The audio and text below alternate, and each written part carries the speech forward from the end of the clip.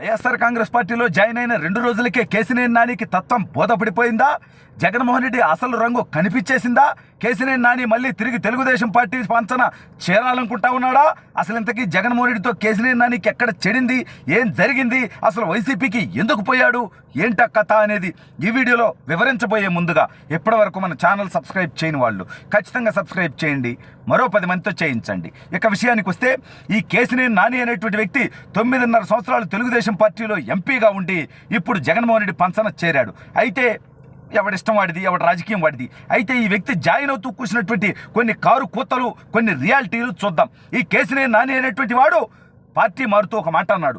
చంద్రబాబు నాయుడు గారు 2014 నుంచి 19 వరకు ఏం చేయలేదు, అసలు బెజవాడని అంటే విజయవాడ అంటే ఆయనకి పట్టదు అని మాట్లాడడం జరిగింది. అయ్యా కేశినేని నాని, మరి చంద్రబాబు నాయుడు గారు నిజంగా 2014 నుంచి 19 వరకు బెజవాడని కానీ రాష్ట్రాన్ని కానీ ఏ అభివృద్ధి చేయకపోతే నువ్వు ఏం గడ్డి పీకుతున్నావా? 2019 ఎన్నికల్లో మళ్ళీ చంద్రబాబు నాయుడు చేతుల మీదుగా బీఫామ్ తీసుకొని ఎందుకు తెలుగుదేశం పార్టీ ఎంపీగా పోటీ చేశావు? ఆ రోజే నువ్వు ఇండిపెండెంట్గా నువ్వు పెద్ద పోటుగాడివి కదా. ఆ రోజు నువ్వు వైఎస్ఆర్ కాంగ్రెస్ పార్టీ నుంచో పోటీ చేయకపోయావా? సిగ్గుండక్కర్లా నీకు మాటలు మాట్లాడటానికి. ఇవాళ తెలుగుదేశం పార్టీ నీకు ఎంపీ సీటు ఇవ్వట్లేదు కాబట్టి ఇవాళ చంద్రబాబు నాయుడు గారి గురించి కారు కుత్తలు కూసేటువంటి ప్రయత్నం చేస్తావా? ఏమంటావు? నారా లోకేష్ అని ఉద్దేశించి ఆయనకి జీహూజూర్ అనాలా? అతను ఓడిపోయాడు, నేను గెలిచాను.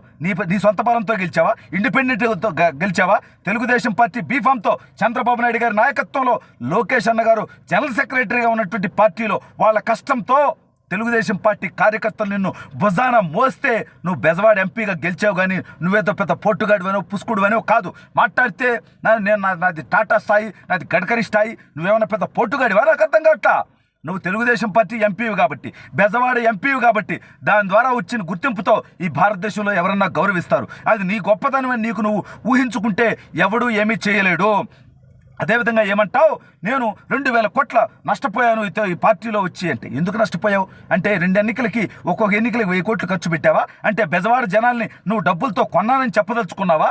ఎవడు నష్టపోమన్నాడు? ఎందుకు నష్టపోయావు? నువ్వేమంటావు? తెలుగుదేశం పార్టీ కోసం నీ వ్యాపారాన్ని ఏదో క్లోజ్ చేసుకున్నట్టు బిల్డప్ ఇస్తామైంది. బిల్డప్ బాబాయ్ లాగా నాకు అర్థమైతలేదు. 2014లో ఎంపీ అయ్యావు. 2014లో కేశినేని ట్రావెల్స్ మూసేసావా? 15లో మూసేసావా? 16లో మూసేసావా? 17లో మూసేసావా? లేదే. నీ వ్యాపారం నష్టం వస్తుంది కాబట్టి, దివాలా తీసేటువంటి పరిస్థితి ఉంది కాబట్టి నువ్వు ట్రావెల్స్ మూసేసుకొని దాన్ని ఏదో తెలుగుదేశం పార్టీ కోసం మూసేసినట్టు సొల్లు కబుర్లు చెప్పేటువంటి ప్రయత్నం ఎందుకు చేస్తా ఉన్నావు? నీకు కేశినేని చిన్ని గారికి, నీ తమ్ముడికి ఇవాళ గ్యాప్ వచ్చిందా? గత 10 సంవత్సరాలుగా మీ ఇద్దరి మధ్య అభిప్రాయ భేదాలు ఉన్నాయి, కుటుంబ సమస్యలు ఉన్నాయి. ఒక అన్నగా అవి పరిష్కరించుకోవడం చేతగానటువంటి చేవలేనటువంటి వాడివి ఇవాళ వచ్చేసి తెలుగుదేశం పార్టీ మీద కారు కోతలు కూసేటువంటి ప్రయత్నం చేస్తావేంటి నువ్వు? ఇప్పుడు జగన్మోహన్ రెడ్డి చాలా అద్భుతంగా పీకుతా ఉన్నాడు, పొడుస్తూ ఉన్నాడంటావా? గత 4.5 సంవత్సరాలుగా నువ్వే కదా జగన్మోహన్ రెడ్డి అనేక సార్లు ఒక రోడ్డు వేయలేనటువంటి వాడివి, ఒక ఫ్లైఓవర్ కట్టలేనటువంటి వాడివి, నువ్వు 3 రాజధానులు కడతావా పనికిమాలినోడా అన్న టైపులో మాట్లాడింది నువ్వు కాదా? ఈ రాష్ట్రంలో విధ్వంసం జరుగుతుంది, అరాచకం జరుగుతుందని మాట్లాడింది నువ్వు కాదా? నువ్వు పార్టీ మారు, అది నీ ఇష్టం. కానీ గతంలో నువ్వు పనిచేసినటువంటి నాయకుడి గురించి కారు కుత్తలు కూస్తేనే నీకు గుర్తింపు వస్తుంది, నీకు దాని ద్వారానే అవకాశాలు వస్తాయంటే నీకు కొడాలి నానికి, వల్లభనేని వంశీకి, రోజాకి ఇట్లాంటి వాళ్ళకి తేడా ఏముందనేది ఒకసారి గుర్తుపెట్టుకో. ఇవాళ పక్క రాష్ట్రంలో రేవంత్ రెడ్డి గారు ఉన్నారు, సీతక్క గారు ఉన్నారు, తెలుగుదేశం పార్టీ నుంచి వెళ్ళారు. కానీ ప్రతి ఒక్క తెలుగుదేశం పార్టీ కార్యకర్త ఈ రోజుకి వాళ్ళని గౌరవిస్తారు, అభిమానిస్తారు. ఎందుకంటే వాళ్ళు పనిచేసినటువంటి నాయకుడిని ఏ రోజు కారు కూతలు కుయిలా.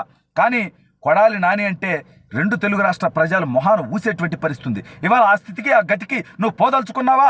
లోకేష్ గారి దగ్గర జీ హుజూర్ అనాలా అంటావు. అయ్యా, నాలాంటి సామాన్యుడిని కూడా లోకేష్ అన్న చాలా గౌరవంగానే ట్రీట్ చేస్తాడు. అటువంటి వ్యక్తి దగ్గర ఎవరు జీ హుజూర్ అని బతకాల్సినటువంటి అవసరం లేదు. కానీ మీరు నిజంగా జీ హుజూర్ అనేటువంటి పరిస్థితి ఉంటే మరి 9 సంవత్సరాల 8 నెలల పాటు జీ హుజూర్ అంటూనే బతికేవా నువ్వు? నువ్వు జీ హుజూర్ అని బతుకుతూ మళ్ళీ నీ కుమార్తెకి తెలుగుదేశం పార్టీ బీఫామ్ తీసుకొని కార్పొరేటర్గా పోటీ చేపించి లోకేష్ అన్న చుట్టూ ఎందుకు తిప్పావు నువ్వు? జీ హుజూర్ అంటూ లోకేష్ అన్న అంటూ ఆవిడ ఎందుకు తిరిగింది? మరి ఎవరి కోసం తిరిగింది? మీ రాజకీయ ప్రయోజనాల కోసం మీరు తెలుగుదేశం పార్టీని వాడుకొని నీ బతికేంది? నువ్వేమైనా సచ్చిలుడివా? లేకపోతే తెలుగుదేశం పార్టీలోనే పుట్టినోడివా? ఈ పార్టీలోనే ఉన్నోడివా?